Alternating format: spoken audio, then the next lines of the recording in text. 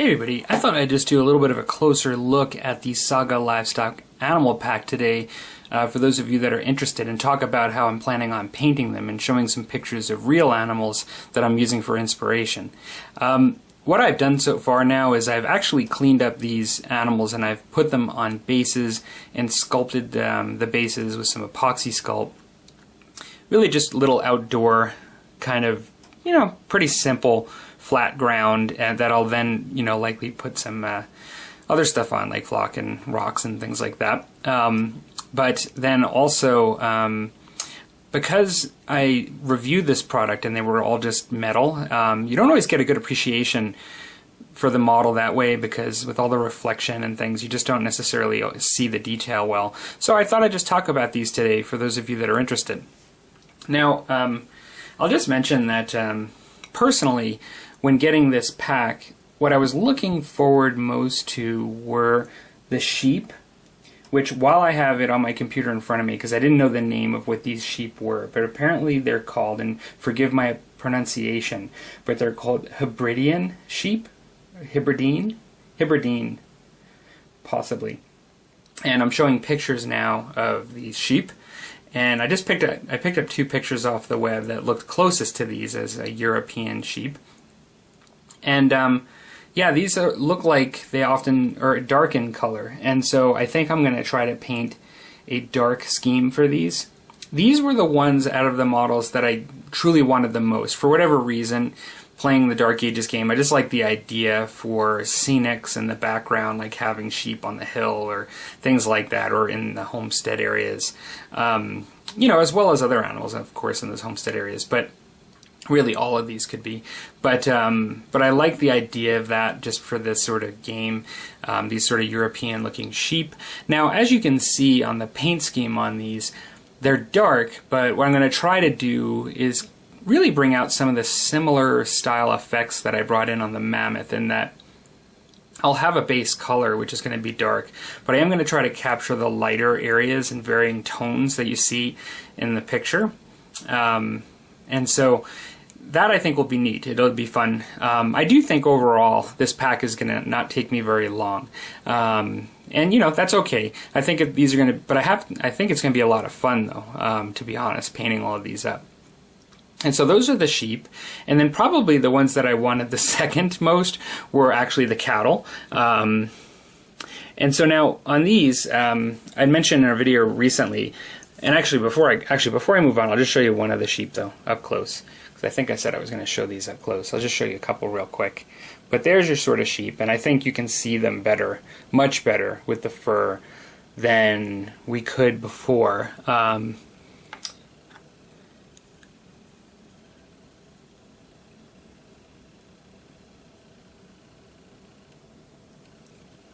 They even have like guys, two little guys. This guy is really small. He really has that posture like he doesn't know how to walk, like he's just been born almost, which is kind of cool, actually. So back to what I was saying is, Ralph Astley had sent me a photo, namely the one right there, and I was really planning on doing all of these based on that photo, since Ralph literally saw one of these when kind of out and about and took a picture. And so what I've decided to do, because Ralph not only said I could share the picture, but he's actually sent me some more, and what I've decided to do is to paint these guys up in a number of different color schemes, as you're seeing on these pictures I'm cycling through that Ralph has shown. I personally always, when seeing variety and the availability of variety, will try to incorporate that, because I find that it just looks more realistic when you actually have some different looking ones together, like you would potentially see like in these photos. And so I will try to I'll try to actually mimic these kinds of schemes. And lastly, I'll just show one more of these. There's 4 of these, but this is a sort of calf. Alright, so next probably from a war game perspective, the two most practical ones that you could buy the set for, if you weren't looking for it just for scenery, I'm guessing are probably the dogs and the horses. Now, I don't think you'd want to buy this entire pack. And they're actually probably donkeys, actually. I'll probably correct myself. I think these are... Well, we'll get to them in a second. But I think they may be donkeys. And actually, instead of just guessing, I should probably just look. Ponies. Wrong word. Sorry, I meant ponies. So yeah, these are ponies. They're indeed riding ponies. Donkeys. Donkeys, I think, have much bigger ears and look a lot different. So, I think the dogs are very useful in the sense that if you're playing certain factions, you could potentially use these in the faction. They even have handlers in some cases. Like, I don't have an army currently. To be honest, I haven't really even looked much at the Scots for the 1.0 edition because my Scot stuff is so far. It's been so far removed off my painting table. Sort of, I haven't even looked at how to play them. But I know the Irish, I believe, have the ability to have hounds, and I think they're not the only ones. So you could potentially use these literally as an attacking model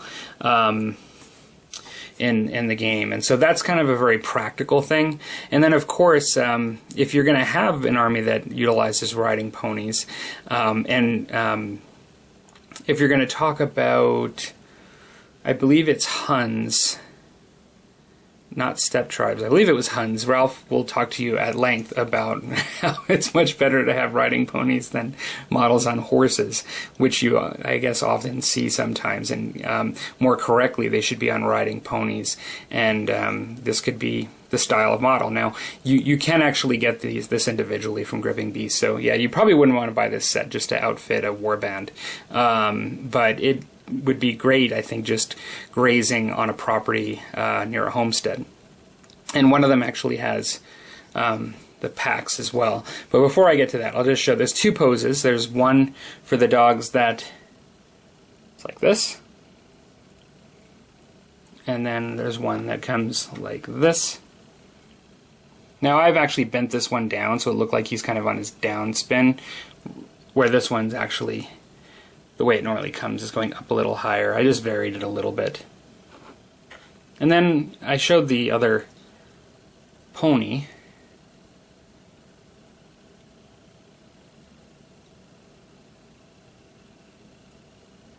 Yeah, so these are nice. They're nice. I could easily see using this guy in like the original Saga baggage train scenario. I mean, you can use these for that kind of stuff. Lastly, I don't know if you guys remember, but I ended up having double the amount of pigs and no dogs, I think, when I got this set, was the issue. And so I think what happened was, yeah, they just sent me the dogs and I've got double the amount of pigs. And so if you look over here, I actually have 8 instead of 4. This could end up really being a large pig farm on one of the homesteads. Yeah, like I have a couple pictures that I did actually pick out for pigs as well. And one of the things that I kind of noticed, I looked up European pigs on the internet. I was just kind of wanting to see, like, yeah, like what could be the differences? What does this look like? And so I found these two pictures that I'm showing of these guys, and one of the things that I sort of guessed would be the case is that a lot of times I notice when people paint pigs, whether it be two-dimensional pictures, drawings, and, you know, cartoonish things, or even sometimes for miniatures, I always notice that it's like very pink, right? You know, like there's a lot of pink usually used for pigs. And even before looking at the pictures, in my head I was thinking these are not going to be like just totally pink pigs, like just lots of pink pigs. And I figured that there should be some browns and whites and some variation to make these look more realistic. And I would like them better not to be just primarily pink. Now, if you look at one of the photos that I had, actually had some young, like, you know, suckling at the mother, and they're really pink looking. I mean, like kind of like I imagine them, like, you know, based on what I was just saying. But if you look at the mother, although there's pink like in certain areas, like the ears and things, there is quite a bit of like white on the sort of fur or the top of the body. And as well,